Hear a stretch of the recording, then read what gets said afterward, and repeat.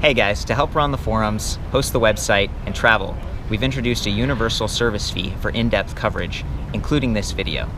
My goal is to be unbiased and transparent. It's a privilege to serve you. This is not an endorsement. Let's get into it. Okay, you guys, I want to let you know I got a chance to look at the RadRunner, and we did like a full in-depth review earlier today, but they have a European version, and I think it's really awesome. I wanted to fully understand that, including like the price, which I think is $11.99. Is that right, euros? Yeah, that's right, $11.99 euros. Yeah, and this is Mike. He's the co-founder of Rad Power Bikes, and just walk me through this bike, okay? Because, I mean, you know, I saw it and I was like, wow, it's affordable. It's got these unique tire sizes and all this stuff. And we go through that in the full review. But for the European version, what really differentiates it from the US? Yeah, so I know it looks a little bit unusual, but when you're riding this on a cycle path in Europe, it really does feel like a really traditional pedelec, just with some different capabilities than you would normally find on a traditional 250 watt pedelec. What are those capabilities? So cargo carrying, low step, but still the ability to mount all these accessories. So out of the things we're most excited about with this bike, though, the passenger package, which is mounted on the center green bike there. Oh yeah, with this little pad right here. Love this. And then they've got this plastic, kind of a skirt guard or wheel guard with these pegs.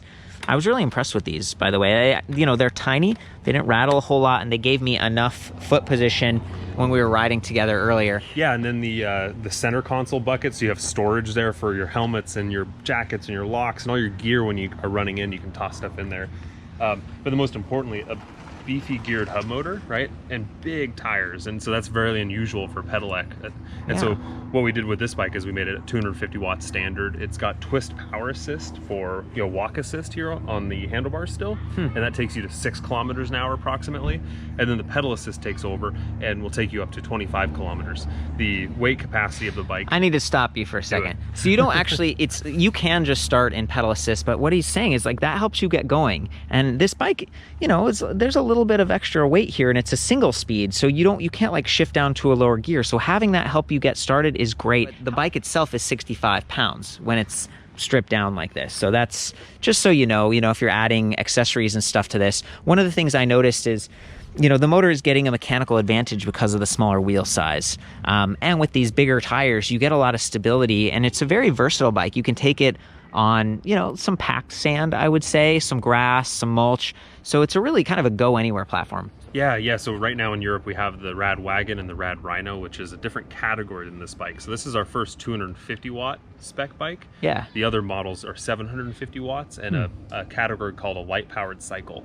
So now we have a really nice diverse lineup there, where you have a 250 watt traditional, and then you have an L1EA light powered cycle, which is higher power, but you have to get license registration in some countries. That's right. So, yeah. And so for some people, that's no issue, no barrier at all for entry, and the customers that do use those love them because they're so powerful and unusual in Europe. Yeah. But this is kind of potentially a great bike for the whole other category there. And that's kind of neat. Yeah. So it fits in. And like you're saying, even though it looks kind of unique, to me, that's the cool part about it. I mean, it's approachable. It's really versatile.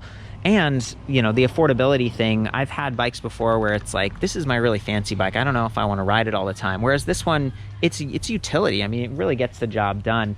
I was looking at some of these accessories and stuff, and I like this console a lot just because it makes the bike look almost like a little motorcycle or something. It's really cool, and it keeps your stuff dry. It's not locking, so you've got these little rubber things, and I noticed that inside it's got some drains and stuff. So depending on where you live, there's some different ways you could use that. The rear portion, this rack back here, he was saying, you know, that's rated to potentially carry a second passenger if they're not too heavy, and it does have the YEP window. So there's just so much you can do, and I wanted to get you up close looking at these bags and stuff. You've got the reflective sidewall stripes on those tires with puncture protection, some built-in reflective graphics on the bags as well. So it feels like with the headlight's going to point where you steer. There's so much diversity of bikes out there, and I do care about like the global market. So that's what this hope here with this like little mini review was, just to give you guys a taste of what makes this special for the European market. And we still have a really powerful hub motor back here with 80 Newton meters of torque. So I hope that helped you out. Chime in if you have any questions or want any clarification and stuff. We'll do the best we can. And otherwise, I'll put a link in the description to the full written review. And of course, all the details are back at ElectricBikeReview.com. Ride safe, you guys. Love you. We'll see you out next time.